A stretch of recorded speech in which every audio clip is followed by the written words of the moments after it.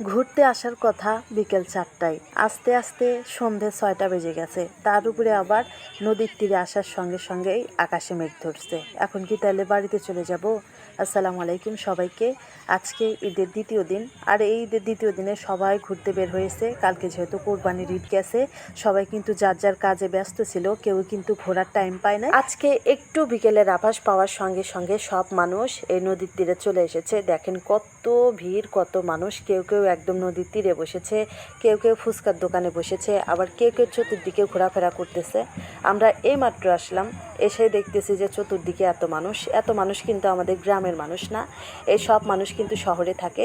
শহর থেকে কিন্তু তারা গ্রামে এসেই মানে যে কোরবানির কার্য শেষ করে পরের দিনে যে ঘুরতে বের হয়েছে।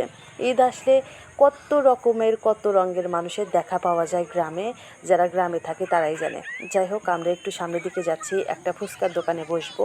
তা যে দোকানে যাচ্ছি সেই দোকানেই ভিড়। এইদিকে আমার মেয়ে নৌকা দেখে নৌকায় উঠবে বায়না করে বসলো, কিন্তু এখন বায়না করে কোনো লাভ নেই, কারণ আকাশে মেঘ ধরেছে। এই সময় নৌকায় ওঠা যাবে না। তারপরে এখন আবার বন্যার সময়, আকাশে জোয়ার, আর এই জোয়ারের মেঘে কিন্তু নদীর পানি বাড়তে শুরু করেছে। আর কিছুদিন পরেই কিন্তু বন্যা শুরু হয়ে যাবে। এই সময় নৌকায় উঠে ঘোরাফেরা করতে আমার খুবই ভয় লাগে। যাই হোক বন্ধুরা, এখানে এসে 10 মিনিটও দাঁড়াতে পারলাম না, তার আগে আকাশে খুব জোর মেঘ করেছে। এখানে আর আমরা থাকবো না, তাড়াতাড়ি চলে যাচ্ছি। এর আগে আমার মেয়ের জন্য কয়টা ফুচকা নিয়ে নিলাম, শুকনা ফুচকা, সে বাড়িতে গিয়ে খাবে।